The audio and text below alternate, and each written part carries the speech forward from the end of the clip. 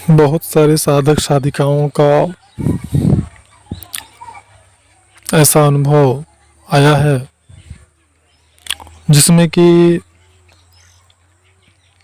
एक निश्चित अवस्था को प्राप्त होने के बाद उन्हें मृत जीवात्माएं दिखती हैं। किसी किसी को ऐसी मृत जीवात्माएं दिखती हैं जो कि उनसे परिचित लोग होते हैं, जिनकी मृत्यु किसी नहीं न किन्हीं कारणों से बहुत पहले हो गई रहती है। कुछ ऐसे अतृप्त जीवात्माएं दिखती हैं जो कि उनसे परिचित नहीं होती हैं।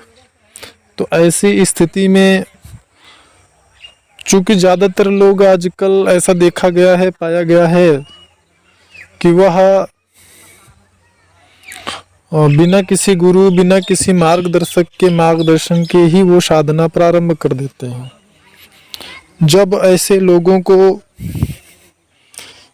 इस प्रकार के अनुभव होते हैं, ऐसे लोग दिखते हैं, तो फिर या तो वो साधना बंद कर देते हैं या फिर वह किसी ओझा, तांत्रिक, मांत्रिक के पास जाने की सोचने लगते हैं या जाते हैं, जिससे कि एक तरीके से ये कहा जा सकता है कि वो अपनी मार्ग से भटक जाते हैं। ऐसी दशा में लोग कहते हैं कि यह आपके कुल के देवता हैं, वह रुष्ट हैं, उनको पूजा नहीं मिल रहा है, या आपको कोई बुरी शक्ति सिद्ध होने लगी है, आप साधना मत करिए, कोई ये भूत प्रेत हैं जो कि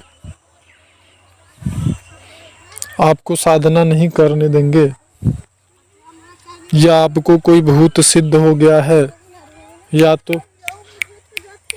तो फिर कोई प्रेत है, इस प्रकार की चीज़ें आपके साथ में हो रही हैं, तो आप साधना को बंद कर दीजिए, या आपने गलत तरीके से साधना किया है और भूत प्रेत इत्यादि आपको सिद्ध हो गए।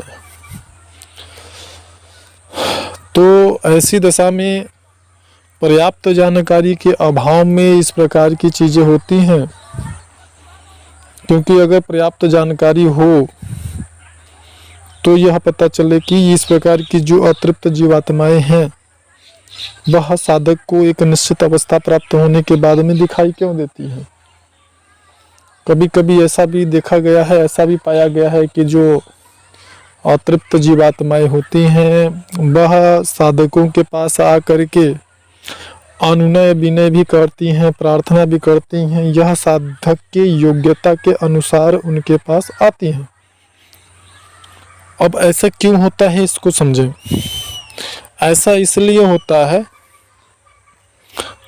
इसके दो कारण होते। पहला, जिस प्रकार से हमें स्थूल शरीर को हमारे से एक समय के निश्चित अंतराल पे भूख और प्यास की अनुभूति होती है और हम भोजन पानी इत्यादि लेते हैं, ठीक इसी प्रकार से हम जब जो हमारा सूक्ष्म शरीर होता है, यानी मरणोपरांत शरीर जो होता है, वह वासना देह में अपने कर्मों के अनुसार कुछ समय के लिए या ज़्यादा समय के लिए या प्रकृति के विधान के अनुसार उसमें जाता ही है। ऐसी दशा में यह अतृप्त जीवात्माएं भूख प्यास से व्याकुल होती हैं, क्योंकि ज़्यादातर लोग इनकी पूजा नहीं करते हैं, इनको भोग इत्यादि नहीं देते हैं। कौन जाने कौन क्या है, कैसा है, और पिंडदान इत्यादि उनको मिल रहा है कि नहीं मिल रहा है, उचित विधि से उनका श्राद्ध तर्पण इत्यादि, त्रिपिंडी श्राद्ध, नारायण बलि इत्यादि कर्म क्रिया किया गया या नहीं किया गया।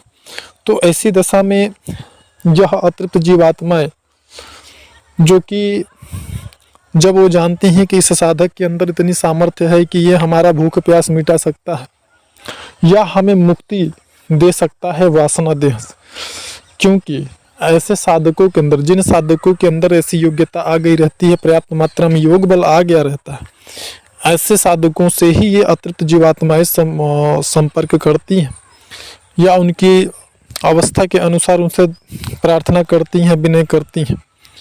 अपनी मुक्ति के लिए या भूख प्यास के संतुष्टि के लिए।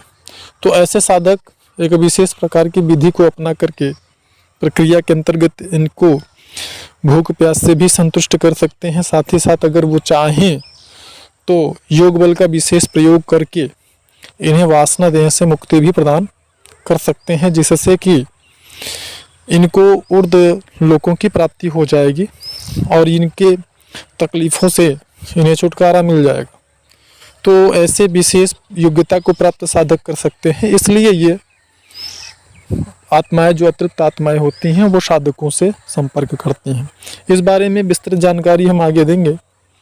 इस वीडियो में सिर्फ इतना ही। मिलते हैं नेक्स्ट वीडियो में। धन्यवाद।